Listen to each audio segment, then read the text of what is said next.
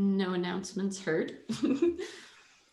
Welcome to CVUU. We are a lay-led congregation, bound by no dogma or creed. The worship services are provided by members and friends, and as such, they reflect the diversity of thought and experience in our community. If this week wasn't quite what you were looking for, try again another week. We rejoice in our differences. Everyone with a loving heart is welcome here. If you are not speaking, please mute yourself so that we can hear the speaker. Welcome to those who have come regularly, and welcome to those who came especially for today. I invite you to take a moment and see each other and bring yourself into this communal space.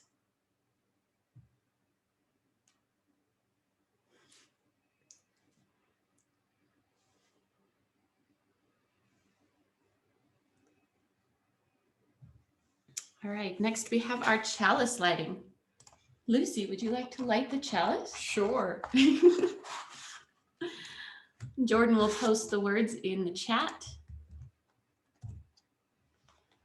All right, we light this chalice for the warmth of love, the light of wisdom, and the energy of action.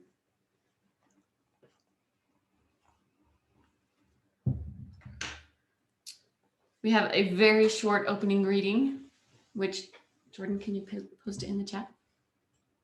It's from Jane Goodall.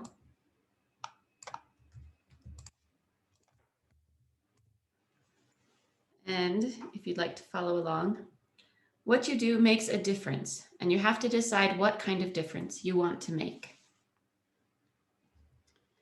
Next, we will have a song, Blue Boat Home. Feel free to sing along on mute.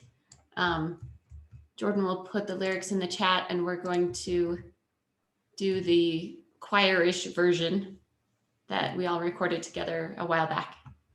So feel free to sing along on mute.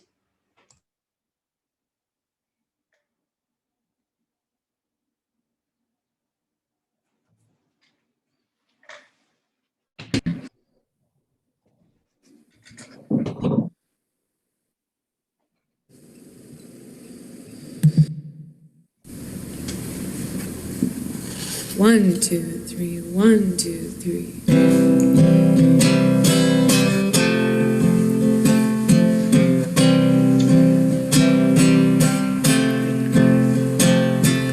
Down below me I feel no motion, standing on these mountains and plains, far away from the rolling ocean.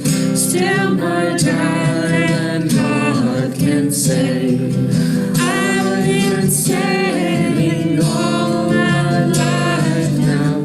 Never harbor port have I known. The wide universe is the ocean I travel, and the earth is my blue boat home.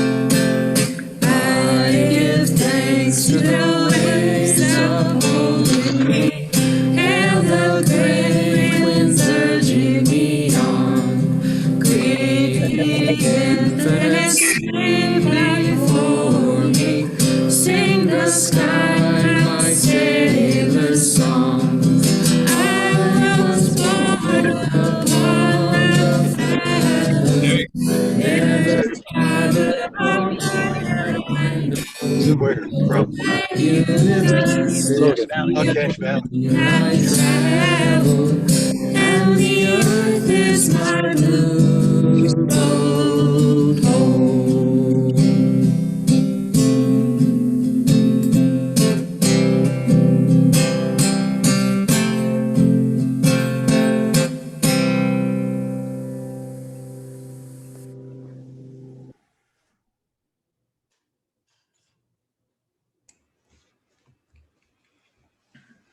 All right, now we've come to a time where we share with each other the joys and sorrows of the week. We have a meditation that we can say together. Jordan will post that in the chat. We gather in this community, sometimes in fear, sometimes in trust, sometimes in joy, but always in hope that we can support and strengthen one another in our common quest for healing and wholeness. If you'd like to share something from the week, go ahead and put your name in the chat and I will call on you. Anyone else? Last chance. All right, we will light our traditional 2 candles, one for those who kept their joys and concerns in their hearts, and another for those who are still in harm's way around the world.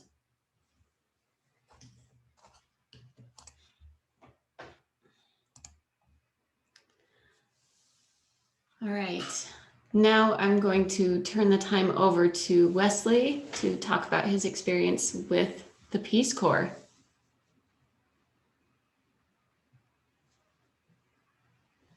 Hi, everybody. I'm gonna go ahead and share my screen. Let me know if that drops out at any point. Yeah, I'm Wesley Shugart-Schmidt. I know many of you. I grew up in Logan and went to CVUU for many years.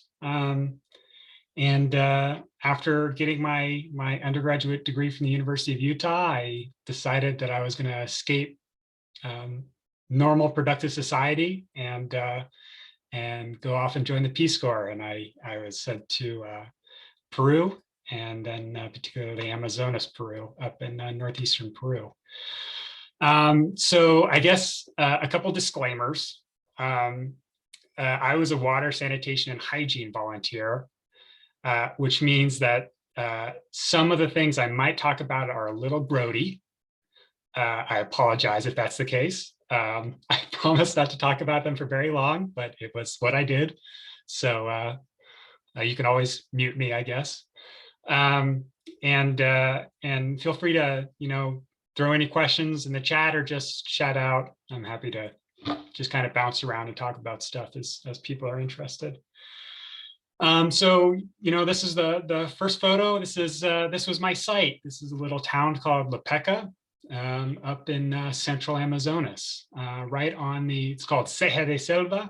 So right on the edge between the Sierra, the mountains of Peru, going off into the jungle lowlands.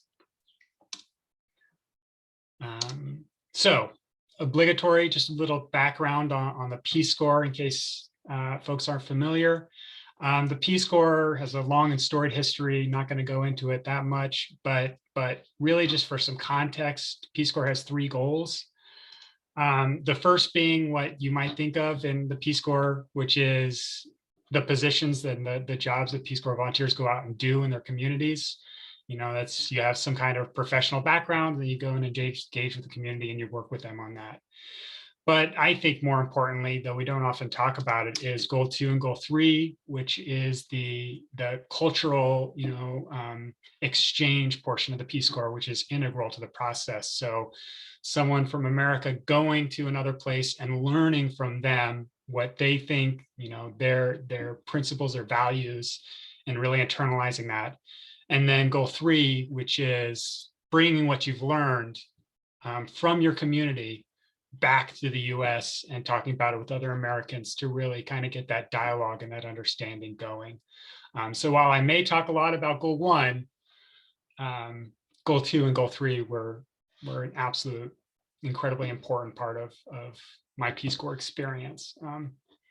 And I just want to make sure I highlight that. So just more generally, what do Peace Corps volunteers do? There are a number of projects, a number of programs.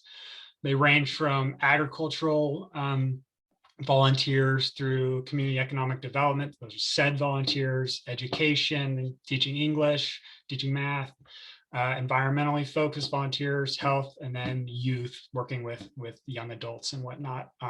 In Peru, we had 4 programs. It was SED, the community economic development.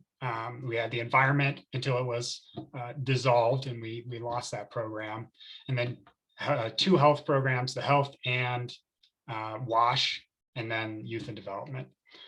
And I was a WASH volunteer. More broadly, Peace Corps is all over the world, ranging from Latin America all the way over to the Pacific Islands. And obviously I was in Latin America. Okay, so I served in Peru. That's on the western side of South America, just below Ecuador and just above Chile. So just a little context on Peru itself. So the population of the whole of Peru is about 32.5 million, but that's very heavily on the coastal areas, mostly in Lima. So sort of this part of Peru. And then I was up in Amazonas. There's a much smaller population, 400,000, that's about 3 times the size of Cache Valley, I think. And then just in terms of size, for a little bit of context, all of Amazonas is just, I think, smaller than Maryland and just a little bit bigger than West Virginia. So not enormous, and right on the edge of Laredo, which is that huge chunk of the Amazon rainforest. That's a large part of northeastern Peru. And again, if you just need to picture Amazonas in your mind, just picture the most intense green you've ever seen, and then double it, and that's all of Amazonas essentially. So yeah, I started my service flying into Lima. You have just a big cohort of Americans that are, all ranges of ages, but let's admit it, predominantly just out of college.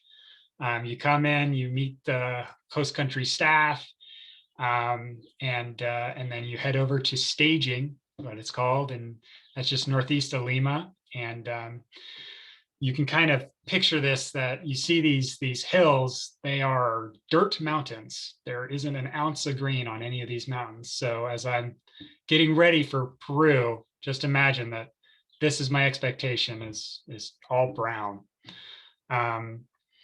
And you spend 3 months in training. So this was my community that I lived with during training for those 3 months, a little town called Chacrasana in northeastern Lima. And then you spend the rest of that time in what's called the training center. Every post has its own setup. But in Peru, you live with the host family, and then every day you commute on what's called a combi, which is a minivan that just stops along the road, and you jump on and jump off, usually very confusedly. And sometimes if there isn't room, you kind of hang onto the sides. But and you just commute to training. And so for 3 months, you learn Spanish, you learn your project area, and you just learn a little bit about the Peruvian culture. And really that's integral to both your host family experience and then going forward into your Peace Corps service. And then after 3 months, whether you're ready or not, you swear in and you become a Peace Corps volunteer. So that in the bottom left is my cohort of WASH volunteers. I was Peru 25, the 25th cohort of volunteers to go to Peru since we'd come back after the military junta. And I got my programming staff that supported me through my entire service. They were amazing. We've got the ambassador to Peru and our country director that really set us up for success. But you can kind of see that we have a range of folks who started off with us, though we unfortunately didn't end with all of them. And then, you head off to your site. So this is Lepeka. As you go in on the only paved road, you go past our little sign that says the municipality of Lepeka welcomes you. And you come up and you come to our little town. And again, everything is incredibly green. It's totally different than my previous 3 months. And you just kind of get started and you meet people and you start living with your host family, folks that you've never really met, and you're going to spend at least 2 years with them. Yeah, it's Lepeka was a pretty incredible, gorgeous place. And so when you first get to site, you kind of do an assessment. It's called a community diagnostic. And the purpose of it is you went through training in the training center and you learned about your project area, but the purpose of Peace Corps is to understand your community and then for your community to drive solutions. So if I come to my community and I say, this is what you need, I learned all about water systems. Well, it's just never going to work. They know their problems. They know what they need help with and what they can use you for. So the first thing you do is a community diagnostic and you just talk to people. And admittedly, at the very beginning, it's in quite broken Spanish. But that gets better over time and you kind of work through it. So at the end of my community diagnostic with my counterparts in the municipality and the health post, we came across some issues that we identified, and these are in Spanish. But it was principally, at least here, was around water. So on the left there, you had a response or a questionnaire that we did in people's homes, just talking to them. So do you treat your water before you consume it, or the water that you consume? And 65% said yes, and 35% said no. And you'll realize why that's an issue in just a moment. Equally, being in people's homes, you can see what they're doing, and probably about 30% of the people who said they did treat it don't actually treat it. And then on the right there, how do you treat your water? And you boil it, you can chlorinate it, you buy it in embotellada, which is bottled water. You filter it, or you don't know of any ways to treat your water. In the US, we don't really think about our water. You open up the tap and it just works, it's there. That's less the case in at least my little town. So the way that Lepeka is it's up on the crook of the Sierras. So you have mountains that come down into this rolling kind of agricultural valleys as it goes into the jungle. So you have to get the water from up in the mountain, if you can find it up there, along these really sort of precipitous paths in these pipes. You can see here that there's a steel galvanized pipe, and then there's a plastic pipe. And at the time that we took this photo, both of them had broken, but we were there to take a look at it. So you're kind of cruising along the side of this mountain. That was my main counterpart from the municipality, Edwin Fernandez. Once you actually get it to where it needs to go, you have to treat it. Much of the time that didn't work. This is a gravel filter that we worked on. We're sludging it out for the first time since it had been built 20 years ago. And so you can imagine that kind of cakes up and it enters the pipe that you're drinking. And there's your faucet, right? This is a house out in one of the rural areas. Not that there was really an urban area, but you get your water and a lot of the time you just drink it as best you can, because that's what you're used to.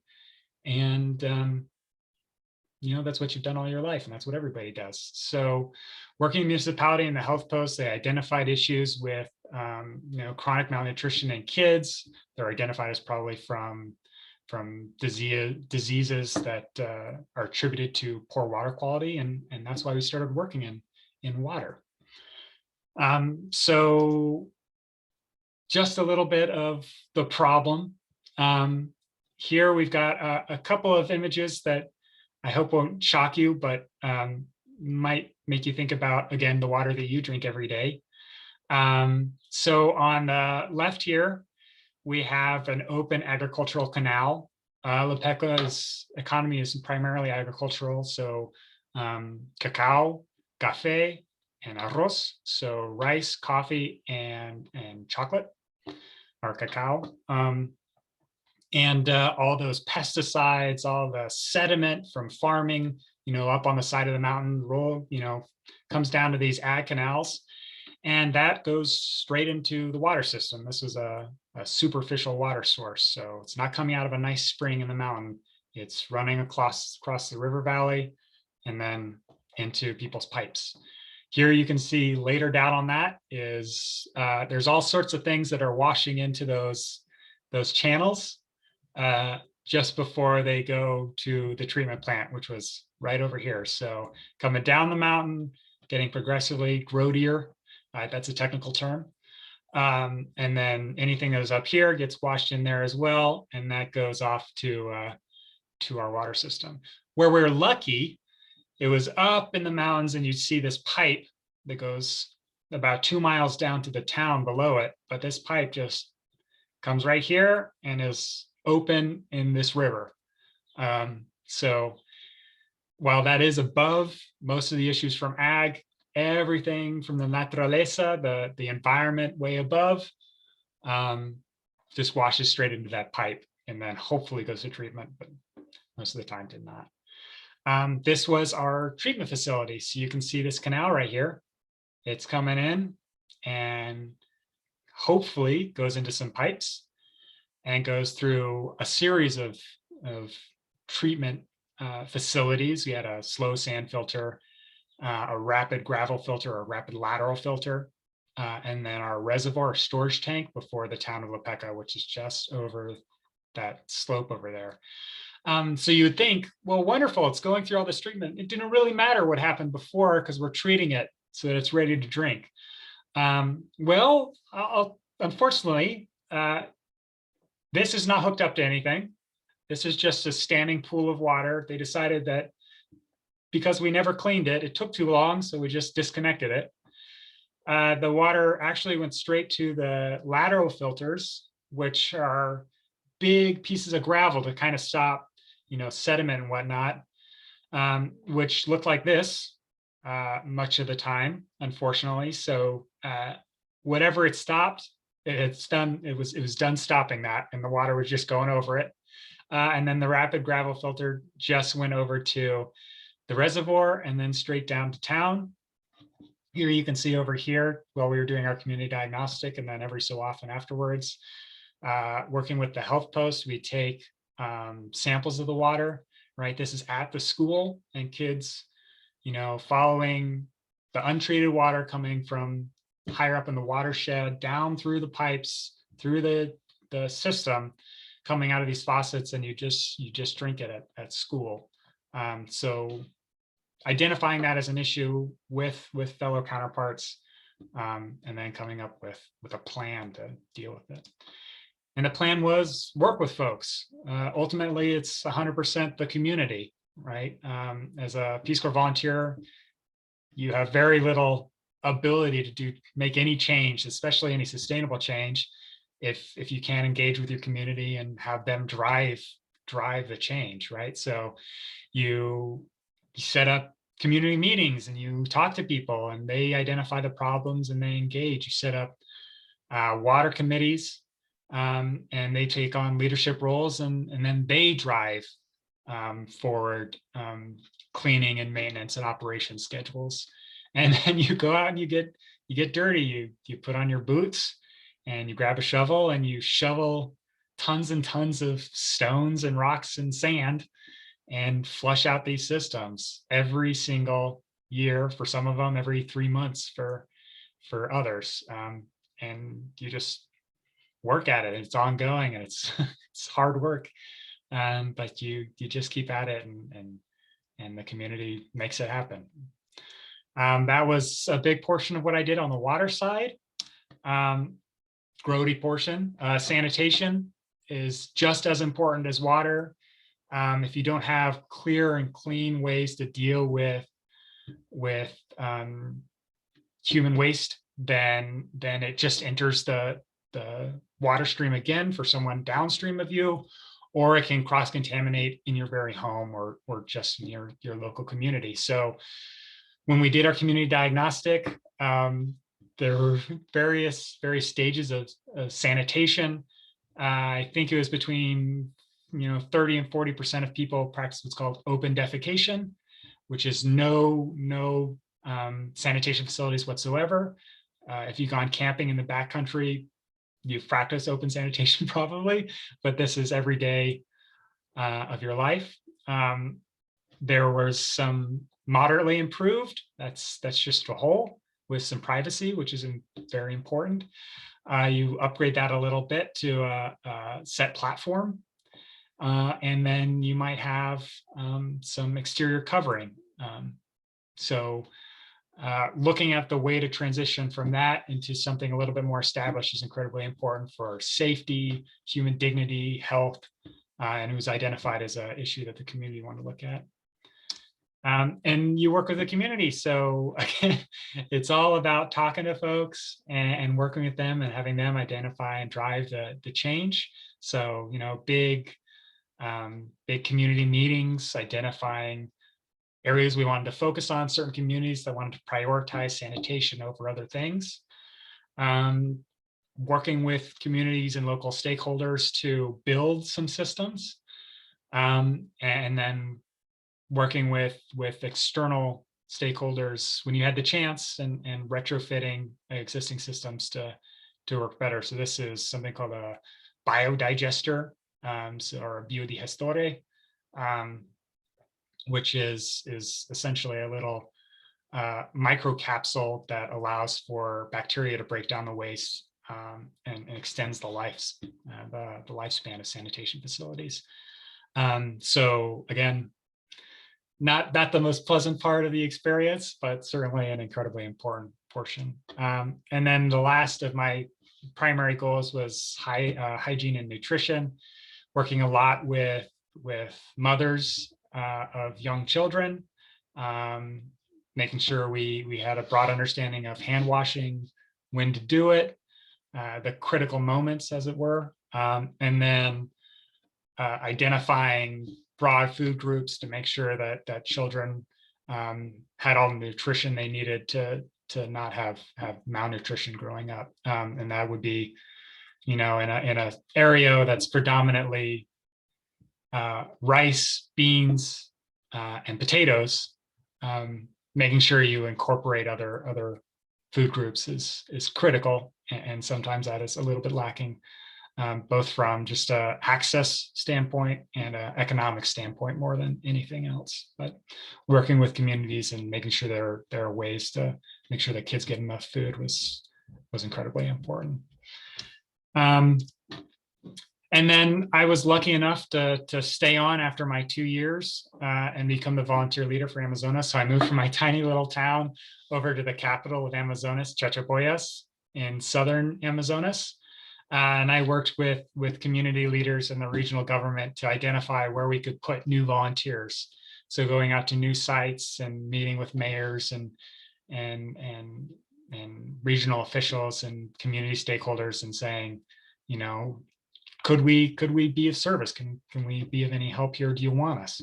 And that was a very satisfying part of my last year. And then, that's all goal one. I'm sorry, I told you I was probably going to talk too much about that anyways. But daily life, goal two, was by far the most important and most fulfilling portion of spending time in Peru. This is my host family. There are 8 of us in the house, and it was just wonderful living with them for over 2 years. Being around as the kids grew up and really coming to think of them as a second family, and spending time in their lives and just being involved. And then you do other stuff in your communities. Almost all volunteers teach English at some point. That's especially difficult when your Spanish is quite poor and you're trying to teach in another language. So it's somewhat problematic, but you kind of give it a try, and it's mostly just engaging with the kids and enjoying yourself. I was lucky to have a wonderful municipality I worked with, so they let me participate in many things, doing, you know, the marches, the parades around town and around the district, and just feeling like a part of that. Though I think you can probably tell that I always stood out, and so you just kind of roll with it and just smile. One thing you guys might have heard for Peru is cuy, which is a delicacy in Peru, and it's actually very delicious. It's guinea pig. They're not quite the same as what you might have as a pet here in the US. They're much fatter, they're much dumber, but they're quite good. They don't taste like chicken. They don't really taste like anything, but they're good with rice and potatoes. And it's a pretty wonderful experience if you ever get the chance. I guess just what I came away from was perspective. Was again, when I got my degree in engineering, and then I thought that when I went to Peru, I could solve problems through engineering, right? Everything had a technical solution. And what I really learned was the importance of engaging with people and just listening to them and trying to understand where they're coming from before you come up with any kind of plan to address issues that you think exist. Right. So this was a meeting I had in a town called San Francisco, and they'd installed this chlorination system to improve the water. And it all seemed great. But going and meeting with people in the towns or the town and just chatting with them, and they said, we don't even care about this thing. It's never full. We don't put any chlorine in it. We just don't care because it tastes bad. It's like, okay, well, let's take a step back and let's figure out what the issue is, and let's identify a problem before we, you know, just go and try and punch through to a solution. And then just engaging in amazing cultural things. This is called an alfombra. That roughly translates to carpet. But this is all dyed sawdust. It takes about 14 hours to lay this down in the capital city of Chachapoyas. And this is Cuerpo de Paz, Peace Corps, with all of our programs and the Peace Corps emblem. And every institution within Chachapoyas, probably 50 of them, would each do one of these along the main avenue of Chachapoyas. And then after you spent all night, starting at about 2 a.m., in the afternoon of the next day, all the officials would march straight through them and just destroy every single one of them. And it was this proud tradition, this procession of just, you know, enjoying the experience and showing our pride, which was pretty amazing and wonderful. And then I just have to shill for Peru. I'm sorry, it's part of me now.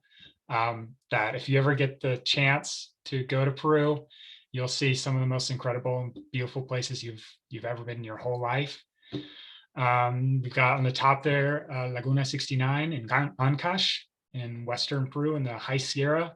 That's a glacial lake. And then here's the Amazon River just outside of Iquitos in Laredo. And then we've got, I think this is a thermal pool just outside of Lake Titicaca. And then some of the last glaciers in the High Sierra that still exist, but perhaps for not much longer. So you better run to Peru. Don't walk, run. And I'd like to thank you for having me going through this journey of Peace Corps. It's 4 years compressed into just a little bit, so that's hard. But you know, this is the last thing I saw as I left my community after spending over 2 years there that I'd seen every time I left, which is just, Lepeka, thanks you for your visit from the municipality. Thanks for having me. happy to answer any questions you might have.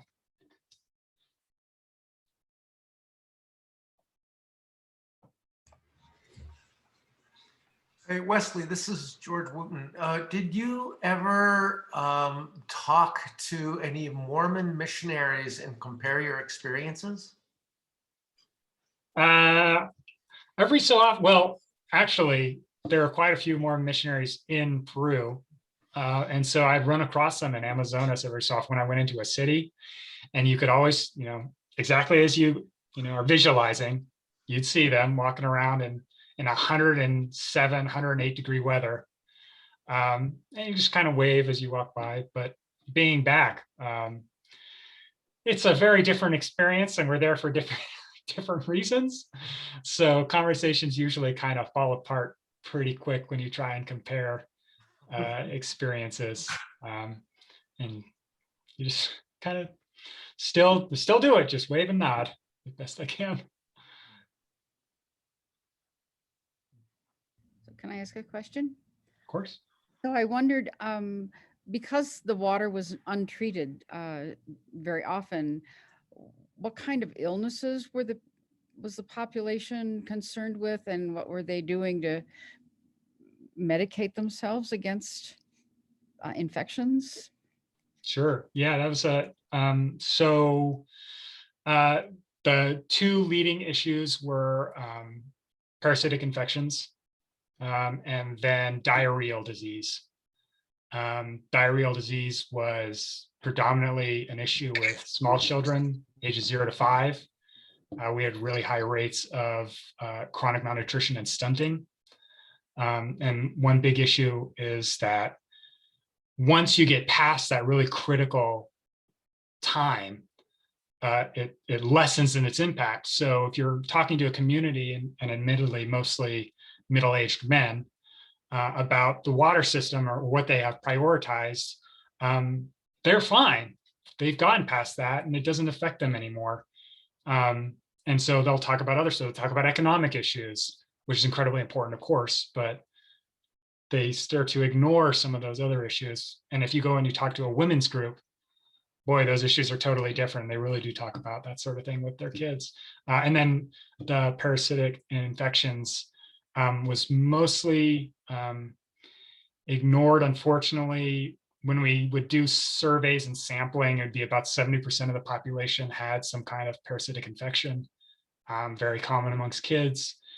And it became sort of subsidized by the national government for the whole region to the health post would just give out a medication about once every other month, and just to keep it under control. But by the time I left, it was still very much an ongoing problem. Were you there in times of COVID? No, I had left at the beginning of 2019. Obviously the whole program was evacuated, just like every Peace Corps post was evacuated when COVID hit. Stay in touch with my host family, and it was quite bad. It sort of just kind of raged through communities. The healthcare, as you can imagine, the healthcare system is not particularly robust, but yeah, it's quite a struggle down there. You mentioned that there were volunteers of all ages when you were going in. Can you tell us more about, is Peace Corps open to everybody? What are the requirements, et cetera? Absolutely. I'm going to put on my recruiting hat here. Yeah, so Peace Corps, in my cohort alone, we had from 18 to 85. One of the most successful volunteers in my 4 years in Peru was, I think, 72 when they came, retired. He was also a WASH volunteer in the High Sierra. Really, it's the requirements are a professional degree of some kind. Language is highly recommended, but not a requirement. They're going to do their best to teach you everything you need, at least to get started. And then really you'll learn language from your community, and just passion. That's really it, is you have to prove that even when things get hard and you've had diarrhea for the 12th time in 2 months, you're going to stick with it and stay in your community and just keep working with them. And so really anybody can do it. And I guess maybe to this crowd, and I'm going to be again a recruiter here, there's something called Peace Corps Response, which is focused on people with extensive experience in any number of topics, retired, still working. I think posts go from 6 months to maybe not the full 2 years, but maybe a year and a half. And usually placed in cities, and you work with existing counterparts. You might work with the national environmental agency of a country. And that's also an incredible experience. I think when I was there, we had maybe 6 or 7 response volunteers at a time. So anybody who wants to be engaged and involved and experience an absolutely life-changing, incredible experience can do it, regardless of age, regardless of background. All you have to do is start the process.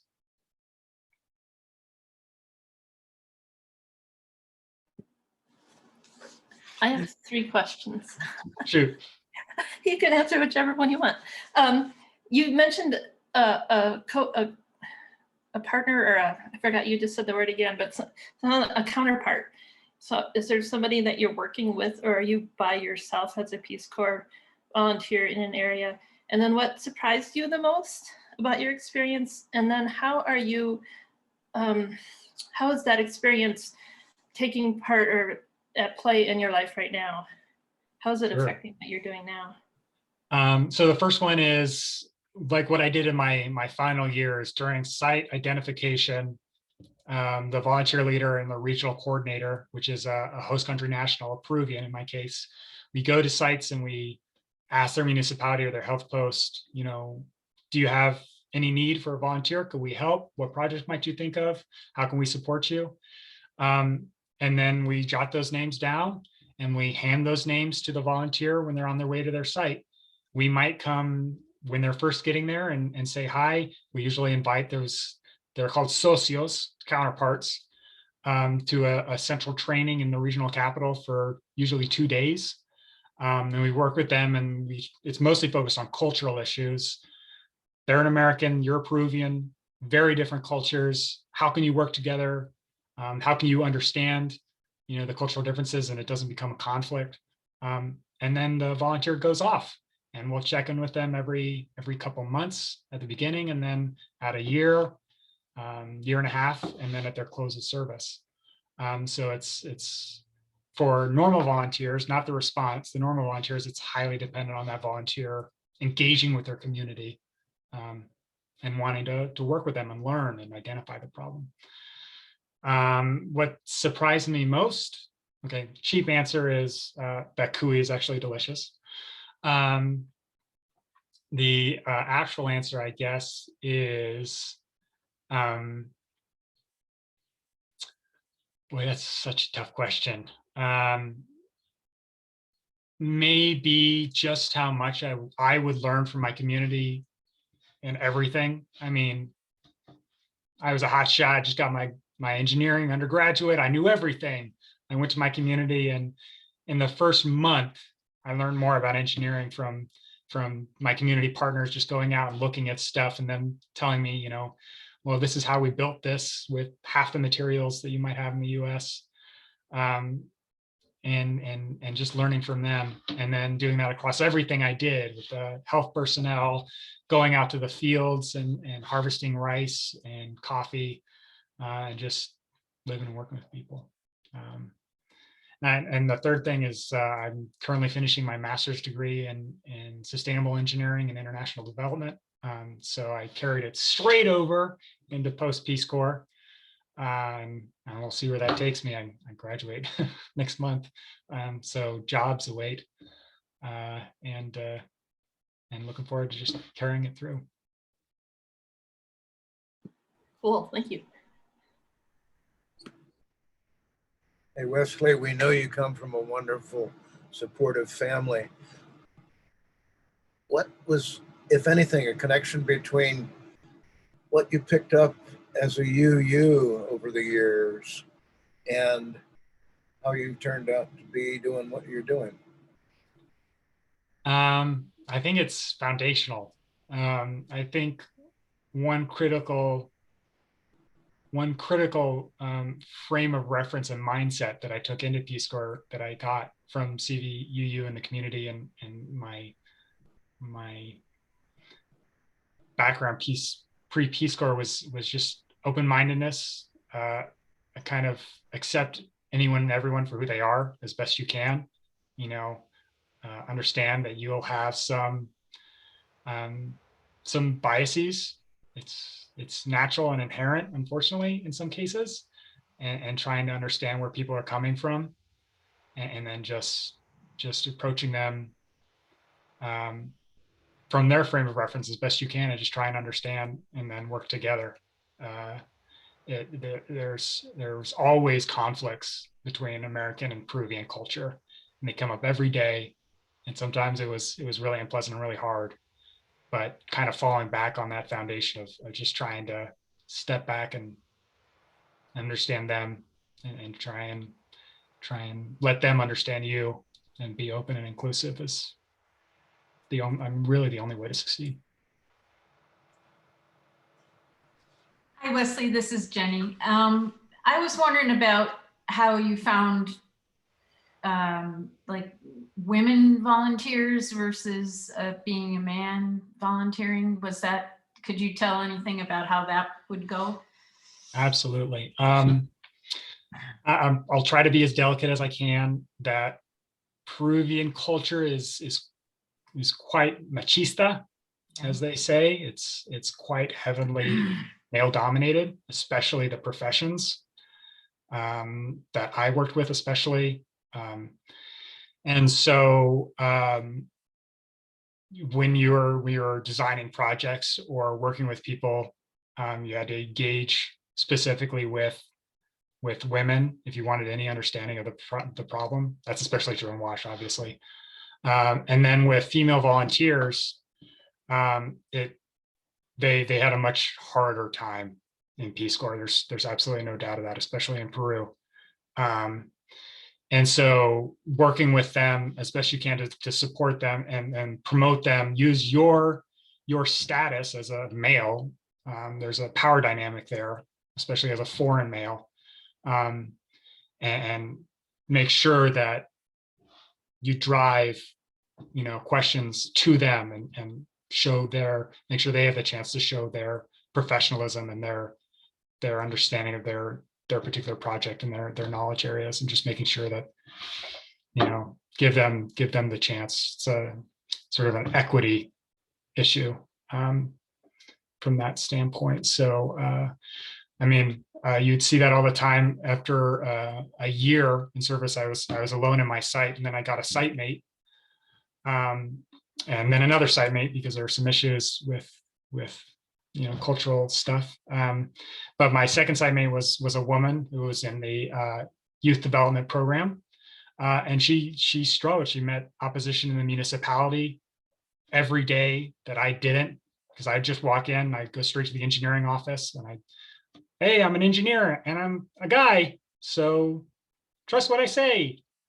And she had to fight every day for that. And so I would do my best to make sure that they listened to her where I could help out and step back and let her take over much of the time. But it was a struggle. There's no doubt of that. Can I ask about the media in your village? Did people have contact with our televisions, Facebook, telephones, iPads? I don't know. What kind of, how were they informed about the world? Yeah, absolutely. Mostly, so if you were under 25, maybe you'd have a smartphone, maybe. You'd have access to Facebook and WhatsApp. So all of your information would come from Facebook. And then if you were over that age, you probably have a feature phone, and all of your information would come from state news, and your understanding of America would be 100% based on our cinematic experience. So watching movies about Americans and our TV shows and whatnot was what you know about Americans. And unfortunately, some of our colonial background, of course, pervades everywhere. Let's admit. So there'd be some deep-seated issues from that as well that you'd have to deal with. So even in your small village, which seemed very remote, they still had cell phones, and you were Yeah. able to keep in touch with your family, your parents and your sister. Yeah, that's the huge transition in Peace Corps. I think I saw Kate Stevens here when she did Peace Corps.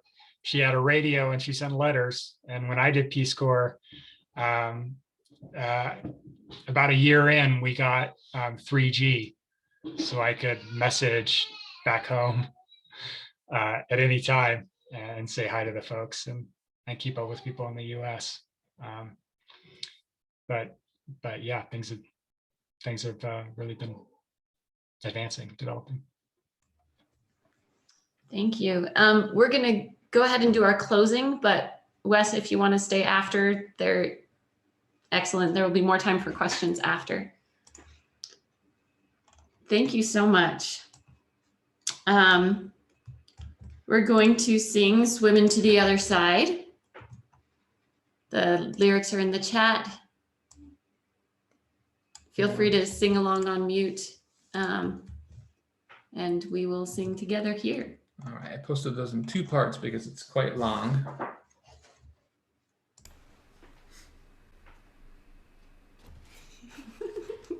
I can't see anybody.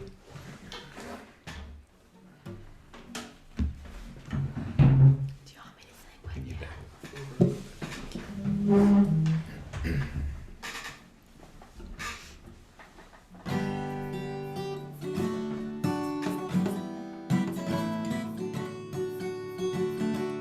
We are living beneath the great Big Dipper. We are washed by the very same rain.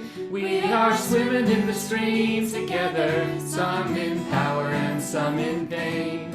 We can worship this ground we walk on, cherishing the beings that we live beside.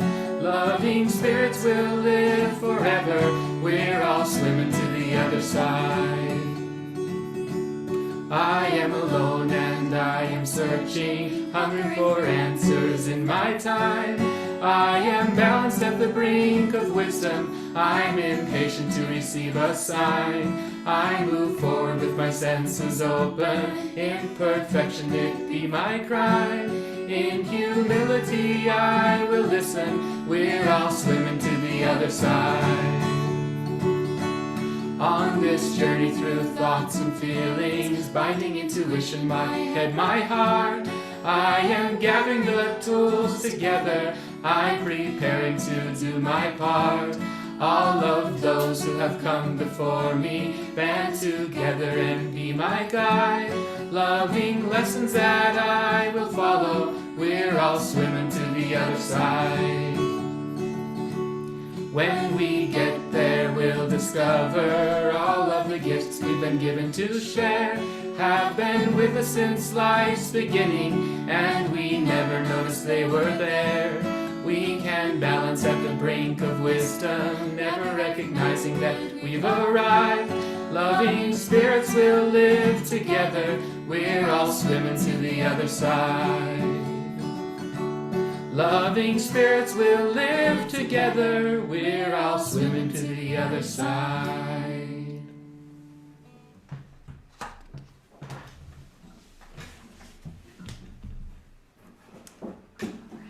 Jordan will post the offering link in the chat.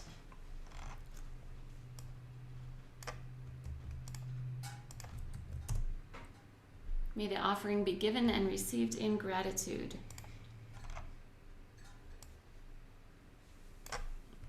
Next, we will extinguish our chalice. All of the words for that are in the chat as well. We extinguish this flame, but not the light of truth, the warmth of community, or the fire of courage and commitment. These we carry in our hearts and out into the world.